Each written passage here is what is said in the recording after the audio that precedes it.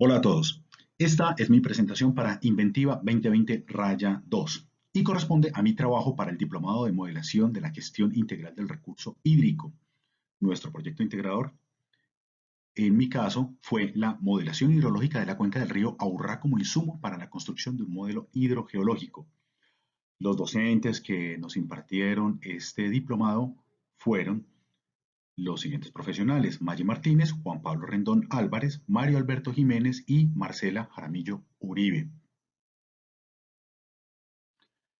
Mi objeto de estudio fue la cuenca del río Aurrá y el objetivo fue aplicar las herramientas de modelación hidrológica cuyos resultados permitan el esbozamiento de la construcción de un modelo hidrogeológico conceptual y con este modelo poder aportar a la gestión integral del recurso hídrico de la cuenca. Y bueno, pues esto es extrapolable a la gestión integral del recurso hídrico pues de otras cuencas. Esta cuenca en particular tiene la problemática de la demanda creciente de agua y que puede afectar los indicadores de vulnerabilidad y riesgo, generando problemas de desabastecimiento principalmente en las temporadas de sequía. Los objetivos específicos de este trabajo fueron implementar el modelo de balance hídrico de la cuenca, definir los elementos representativos de la morfometría de la cuenca, la revisión de la información disponible de la geología de la zona para inferir el potencial de reserva de agua subterránea y pues presentar los elementos de construcción de un modelo hidrogeológico conceptual. Esto pues para lo que decía anteriormente, aportar a la gestión integral del recurso hídrico. La cuenca del río Aurrá se encuentra en el departamento de Antioquia y se encuentra en los municipios, entre los municipios de Santa Fe de Antioquia, Sopetrán y San Jerónimo principalmente, y San Pedro también, se encuentra dentro de estos elementos, como lo podemos ver en los mapas que se presentan aquí en esta diapositiva. Como comentaba, hay una demanda del uso de recurso hídrico en la cuenca del río Aurrá. Hay algo muy importante característico de esta cuenca, es que tiene un uso demandado para vivienda recreativa, piscinas y riego de jardines.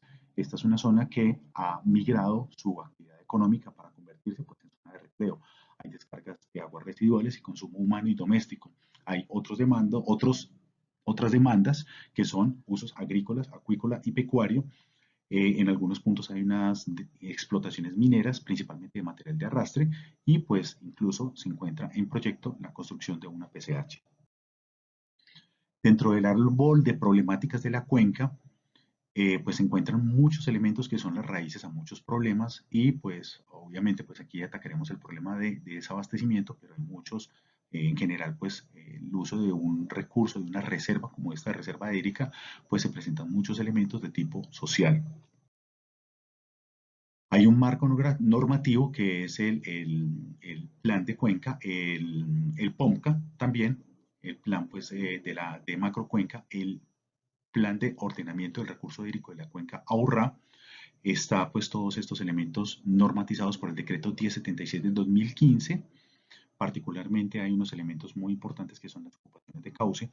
Está el plan de manejo efectivo pues, de las microcuencas y la revisión de trámites de ocupación de cauce.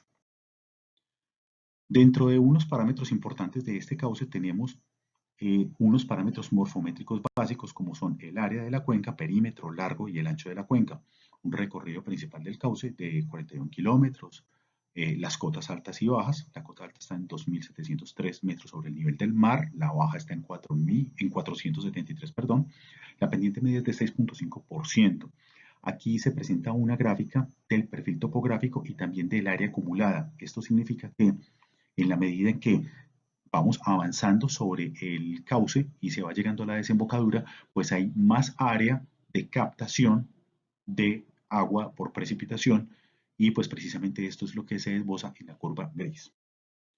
También tenemos unos elementos de análisis morfológico, morfométrico distribuido y entonces hay una identificación y clasificación fisiográfica de tramos, perdón. Dentro de estos tramos, pues encontramos tres clasificaciones importantes que se realizaron. Se hizo la clasificación por pendiente, la clasificación por área de captación de cuenca en kilómetros cuadrados y pues las longitudes de tramo. Allí se ven unos histogramas, los cuales muestran dónde está la mayoría de estos cauces.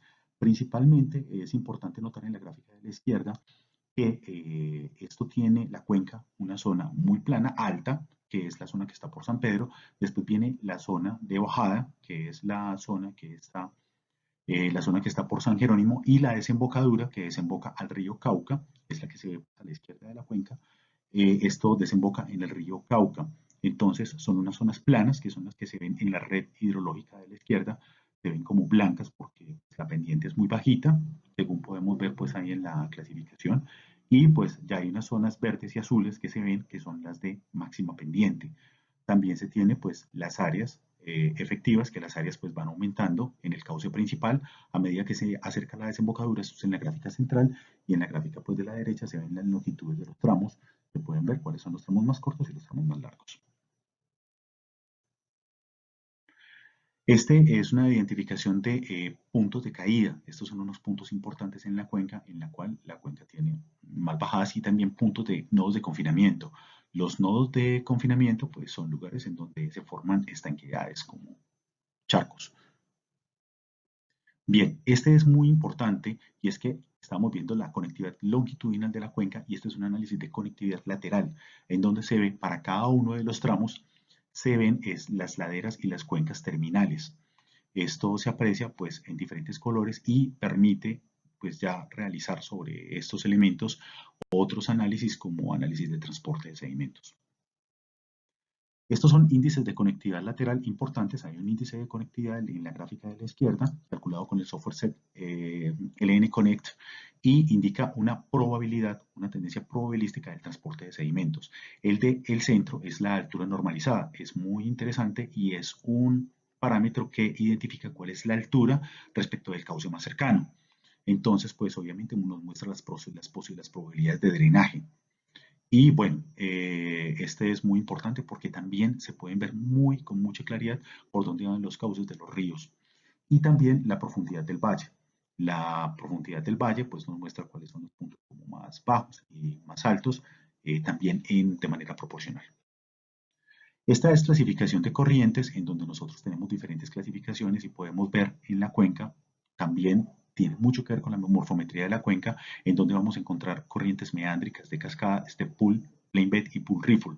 Son diferentes tipos de corrientes que se encuentran en la cuenca y pues hacen parte integral de su revisión hídrica. Y estas son otras corrientes adicionales que se encuentran también, que son para resaltar. En esta diapositiva se muestran las estaciones de precipitación, las estaciones pluviométricas analizadas para realizar la identificación de cómo es la precipitación dentro de la cuenca. Se ven bastante espaciadas, pero la metodología empleada pues permite revisar cómo sería precisamente esta precipitación en la cuenca, como vemos adelante. Estas son las estaciones revisadas y cuáles fueron las precipitaciones anuales. Esto pues es el resultado de un proceso de revisión durante muchos años, son 25 años desde 1995 hasta el 2000 de datos almacenados por el IDEAM. Dentro de las estaciones IDEAM versus la altitud, pues se ve que hay una baja correlación, y ahí se ven pues las precipitaciones, cómo están distribuidas en las diferentes regiones. Esta es una diferentes métodos de interpolación para, a través de las estaciones disponibles, pues ver cómo es la distribución de precipitación dentro de la cuenca. Entonces vemos diferentes métodos. Estos son 6 métodos especiales con los cuales se calculan las precipitaciones. Cada uno tiene ventajas y desventajas. Este procesamiento también de insumos raster obtenidos con chips fue de gran utilidad. Estos son datos satelitales de precipitación, y estos datos se correlacionan con los datos del IDEAM para obtener mejores datos de precipitación. IDEAM recomienda unas revisiones de este método porque los indicadores CHIRPS no corresponden de una manera confiable con los datos de IDEAM. Sin embargo, IDEAM propone que hay unas posibilidades de realizar un ajuste sobre estos datos. Aquí se hizo un procesamiento con interpolación estocástica a través de interpoladores de Kriging ordinario y Kriging ordinario con deriva externa. Aquí se ve que hay unos contrastes entre los métodos calculados para la precipitación y las estaciones IDEAM, entendiendo los datos de las estaciones IDEAM como los más confiables, entonces pues el mapa de precipitaciones se tiene que ajustar lo mejor posible a las estaciones IDEAM. En estas gráficas se ve que no se ajusta muy bien. Sin embargo, en esta gráfica, luego de realizar una álgebra de mapas, se encuentra un ajuste de las estaciones IDEAM con el mapa de precipitación ajustado de Kriging con deriva externa, en donde tenemos una correlación con un indicador de R cuadrado bastante aceptable.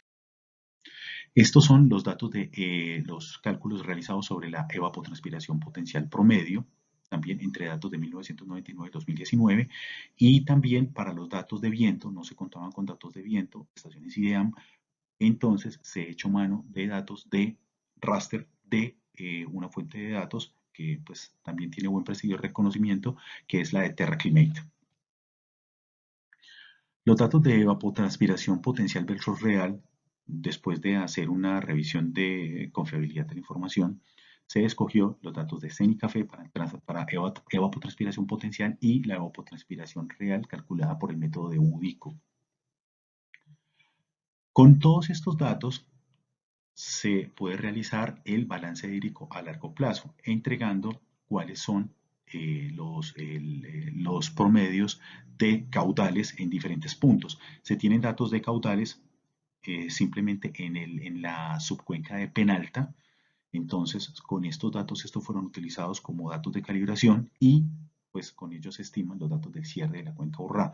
Los datos dieron bastante buenos, encontrándose bastante acercados los datos del IDEAM de la cuenca de Penalta a los datos calculados por los diferentes métodos de la modelación, y ya pues en el punto de cierre se encuentran unos datos.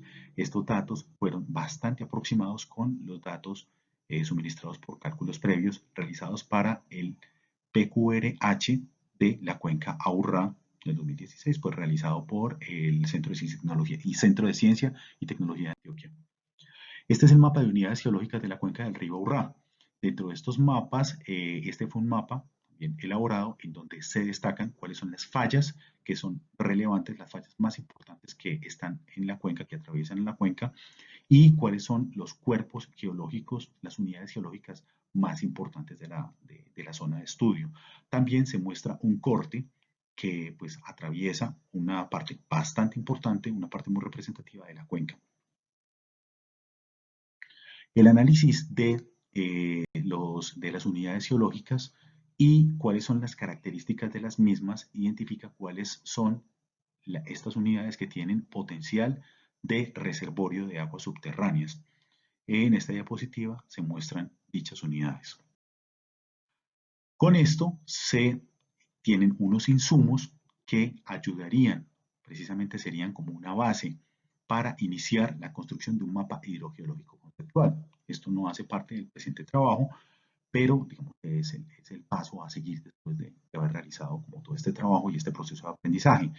Se toma como base la geología regional para permitir la identificación de potenciales de reservorios y zonas de recarga. Los datos obtenidos de la modelación de caudales medios y los ciclos de precipitación bianuales permitirían estimar las fluctuaciones de recarga potencial. El trabajo de campo con geoelectricidad y las pruebas de bombeo permitirían el establecimiento de las relaciones de velocidad de recarga en las zonas potenciales. Con esto se puede lograr estimar cómo sería ese proceso de aprovechamiento del agua subterránea, lo cual pues es lo que pretendía el presente trabajo. Hay unas motivaciones pues muy interesantes, pues hay unas zonas en las que se ve que hay un potencial muy interesante para que esto se dé y hacer ese análisis, y son precisamente como las zonas de más recreación para que tengan este suministro de agua en los tiempos de sequía. Y con esto termina la presentación del presente trabajo. Gracias.